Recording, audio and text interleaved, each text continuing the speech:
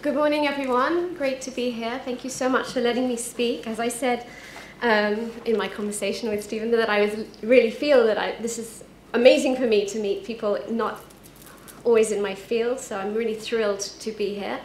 This was actually a sort of a COVID project for me. I was stuck in Jerusalem, where I live, and I wasn't able to go to my archives, which mainly are sort of in Italy.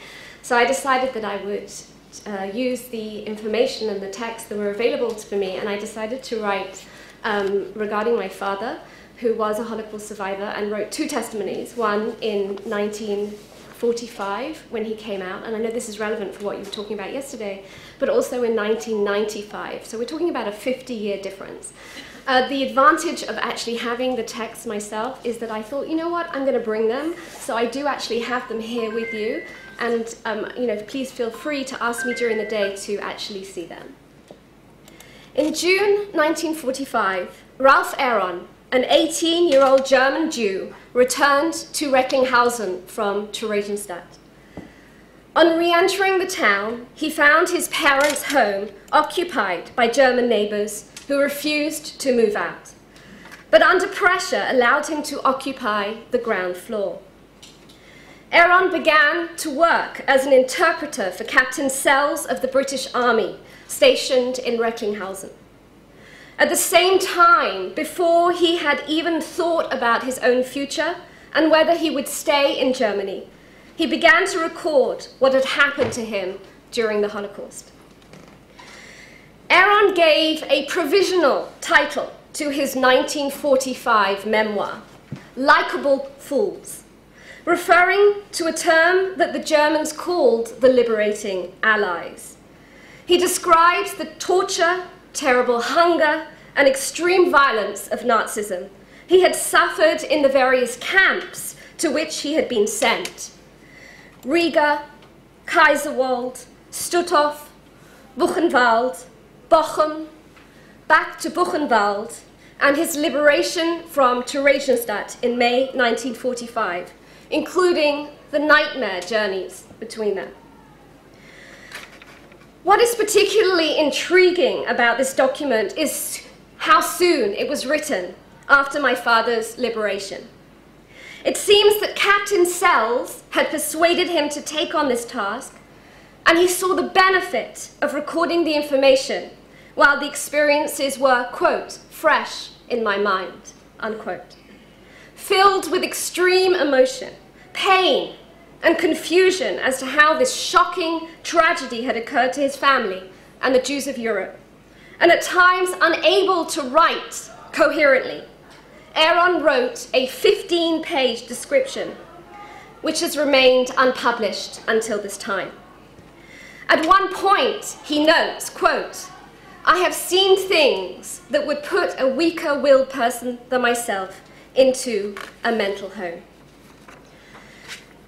In 1995, 2 years before his death, Aron again wrote of his experiences, this time with a developed sense of personal identity and processing, as he looked back at the life that he had built for himself, firstly in Palestine, the State of Israel, between 1946 and 1955, and then in the United Kingdom. Here, he integrated his earlier perceptions of 1945, as recorded in his memoir, with his deep memory of 1995.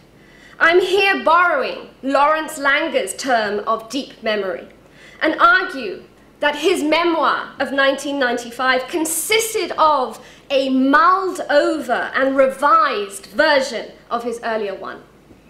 These two personal documents reveal complex layers of memory that provide a picture of two versions of oneself. The 1995 memoir used the material from his 1945 record, but sometimes altered details, adding photographs of his family and documentation, such as the family's German Jewish ration cards and his liberation papers from Theresienstadt. It seems that chronological time was needed to work on and give his experience of the Holocaust closure. He is able to fill in details and provide an end to the story of his suffering, which he could not do in 1945, when his future life had yet not been determined.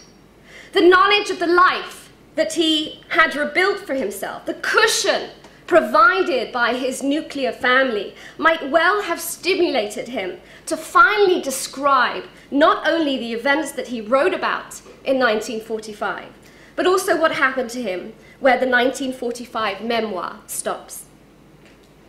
I have no exact memory as to when my father informed me about his Holocaust experiences.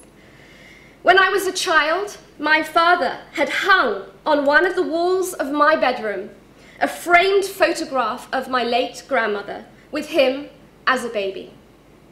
Having this image on my wall was transformative, as it invited this intimacy with a woman whose facial features seemed familiar, creating this visual immortality in my mind to my grandmother, a tender and loving maternal figure whom I could never meet.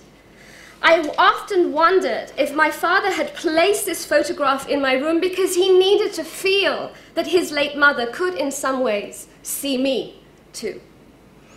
In my teenage years, I was more conscious of my father's past. I had heard his story at youth services in my local synagogue in London. Growing up, my brother and I were not allowed to learn German. We were not allowed to wear brown because of the brown shirts that had destroyed his home. And learning German for me as an academic would have been very helpful, but that was obviously something my father didn't want us to do. He did not want German to be spoken in our home. My intention then in this paper before you is to compare the first memoir of my late father with the second and understand the differences between them. This will provide, I think, a deeper understanding of his emotional, social, psychological state in 1945 and the very big difference, large differences between perception and memory. My father's intentions in recording his two memoirs was obviously different. In 1945, Aron wrote his document in English because it was too painful for him to record his experiences in his native language. The document was typed up by an English secretary. At the age of 18, Aron struggled to confront his identity and selfhood and to communicate previously unimaginable experiences by way of the written word. He records them sometimes incoherently and at no point mentions his name. This is the story, he writes, of a young Jew who has lived all his life in Germany, and whilst he has written this story shortly after his liberation from Hitler's concentration camp, he was employed as interpreter to a British army unit in the Ruhr. In his aim to bear witness and give testimony to his experiences, Aron records precise details when he can, particularly the name of the Nazi commanders in each camp.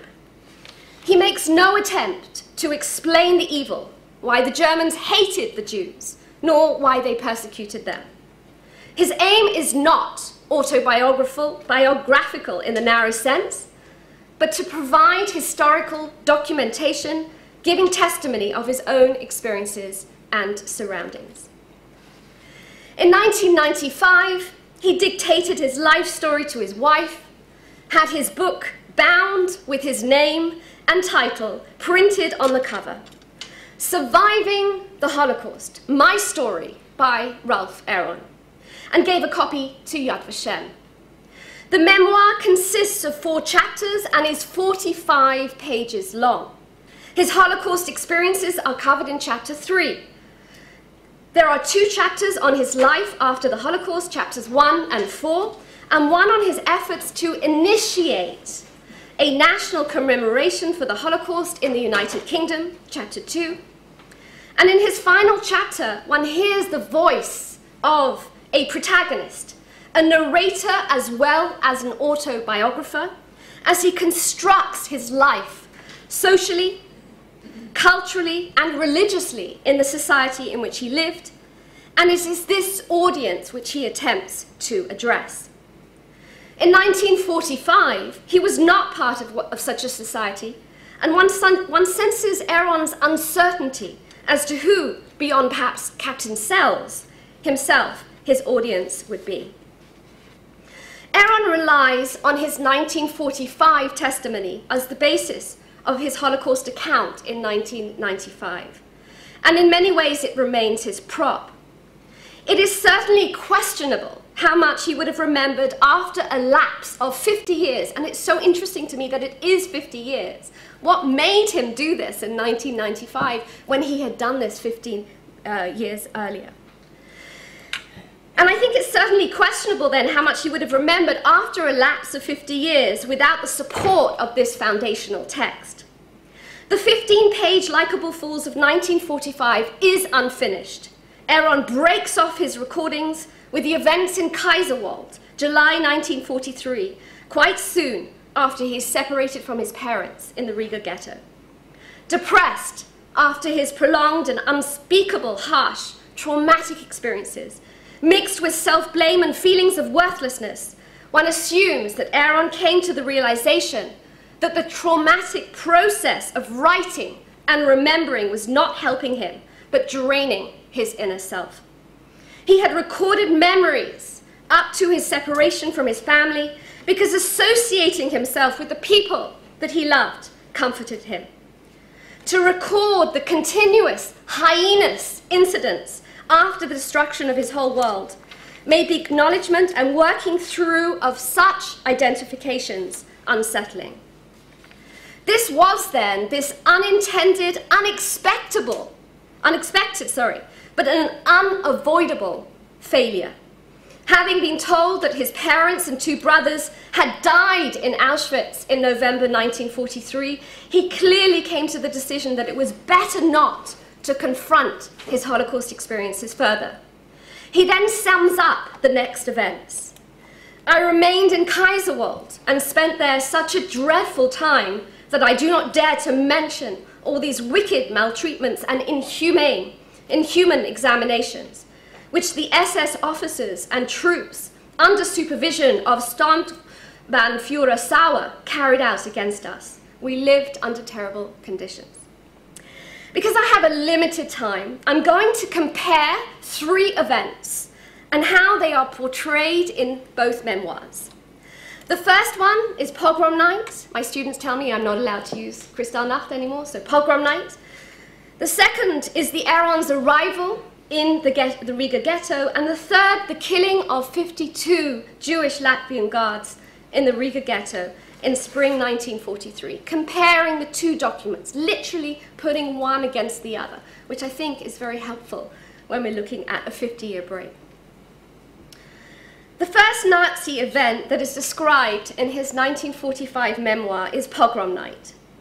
He recalls Nazi armed thugs entering his home with the intention of destroying whatever they found and plundering it and arresting his father and uncle. Aron's memoirs do not focus on the destruction of their possessions, but the trauma of seeing his mother thrown aside by the invaders.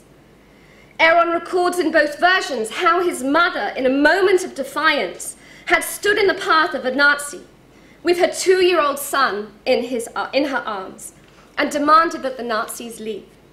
Her plea fell on deaf ears, but Aron was clearly shocked by the physical assault on his mother. And then, in the 1995 memoir, Aron adds the destruction of his favorite painting, which clearly had an ambivalent meaning due to its subject matter.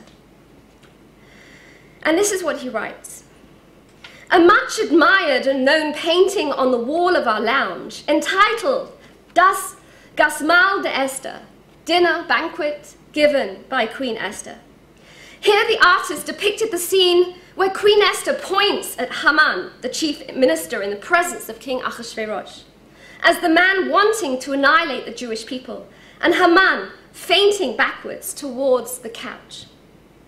Interesting include a painting. I found this painting. I know it's from the 17th century, but possibly it could have been sort of a similar painting that existed, or copy of it that existed in my grandparents' home. But by 1995, the subject of this destroyed painting resonated with him. He could by then hypothesize the connection between the archetypal, heinous, and historical villain in the painting and the stormtroopers as enemies of the Jews who had come to attack his own family. Whereas in the painting, Haman lost his power when his evil ways were uncovered, in Aron's reality, the evil of the Nazis was unchecked. The second event I want to share with you is what Aron discovers when he and his family enter their apartment in the Riga ghetto. In 1945, he included a description of 2 dead bodies found lying inside their ghetto apartment when they arrived. This is what he wrote. If we had suffered up to that moment, it was nothing to that which was still to come. I entered my quarters first, which was a small room about 12 feet square, containing 2 beds. This was for 9 of us, but it was already occupied. On the floor lay 2 dead figures, lying in pools of blood, which was only just beginning to congeal. These dead bodies were not mentioned in his 1995 memoir. Why? I think that the 15-year-old Aron had probably never been exposed to dead bodies before. The fact that he chose not to mention it in his 1995 memoir indicates, I believe, the difficulties that Aron probably faced, not only with the image, but also with the actual removal of the bodies from their apartment. He was probably keen not to reflect on that trauma, of the trauma of the event in 1995. And he never spoke about this event with the family. The third event he describes is one particular horrifying event, which he says in 1945 that he had seen from a safe distance without telling his reader his precise location. The proximity to murderous incidents was obviously relevant when giving testimony, but one wonders whether Aron might have already blurred his memory substantially in his 1945 memoir in order to deceive himself that he had not physically been present at the Nazi killings. To put it another way, in order to record these events, Aron seems to replace his role as witness with that of narrator. The narrator is present, but the witness is not. And therefore, the experience of the witness can be considered considerably reduced, if not eliminated entirely. Aron describes the killing of 52 Latvian Jewish guards in the Riga ghetto in spring 1945. In his 1945 memoir, he noted how, quote, news came in late as to their fate. They had been taken from their ghetto. Why their ghetto? It's my father's ghetto as well. Why that separation? Why that distance from the actual event? Yet when Aron testifies to the event, it seems highly likely that he himself was present, since he states, quote, the remainder of the camp were ordered to be there. But both memoirs read the same, so it doesn't matter at this point whether I read from one or the other. The remainder of the camp were ordered to stand around as spectators and to witness one of the greatest massacres of those days. The boys were grouped into batches of 5, and on the parade ground suddenly arrived Obersturmführer Krause, Sturmbannführer Dr. Lange, and Unterscharführer Gimlicht, and Hauptscharführer Roschmann, accompanied by their henchmen. For some few moments, Krause stood waiting, watching with evident impatience. SS troopers busied themselves laying aim on the standing figures, swinging their vicious-looking machine guns around in a wide area. One SS trooper was making last-minute efforts to get the victims in the correct position when Krause, who could stand it no longer, shouted, "Fire!" and the machine guns burst into a hideous song of death. The SS trooper went down with them. The murder boys were buried in one large common grave. The SS trooper was laid to rest under a beautiful memorial. 52 boys were killed on this day. Was Aron really not there? I would suggest then adopting Lawrence Langer's humiliated memory here to explain how Aron's memory dealt with this massacre that he clearly had witnessed. He had had to create a parallel existence as a narrator rather than a spectator because of the helplessness he had felt at the time of the event and again when he narrated it. Could this type of processing have convinced him that he had not physically seen the incident himself, but was relying on the testimony of others? It was easier to maintain this illusion in his later memoir too. So Aron's two memoirs give important insights into historical aspects of the Holocaust experience of a German teenager making fundamental claims on the mediation of the past, memory, trauma, the value of writing, and how survivors conceptualize their experiences very close to the events and much later. The raw, ungrammatical nature of the earlier account is replaced by a more sophisticated reflection in polished English towards the end of Aron's life. Aron's documenting in 1945, only a month or so after his return to Germany, plunged him so deeply back into the reality of the camps that he could not finish his work. At this point in his life, Aron lacked any personal identity or any understanding of what he had been through and what his life could now offer him. It seems clear then that Aron's 1945 memoir was written under the trauma of persecution, even though Nazism had been defeated. This explains why he could not admit to being present at the slaughtering of his fellow prisoners. The idea of him almost having two selves, the narrator versus the spectator, is already established in his 1945 memoir. It provides at times a shielded truth, so that the reader is never exactly sure where Aron was, what he personally suffered, and what he actually witnessed. Yet by 1995, Aron is a different person who has confidently deleted the traumatic memory of the dead bodies in their apartment in the Riga ghetto that he no longer wished to share. Now his story of survival could be completed. Without the prop of his 1945 memoir, it is unlikely that he could have written about these experiences in such detail in 1995. Thank you very much.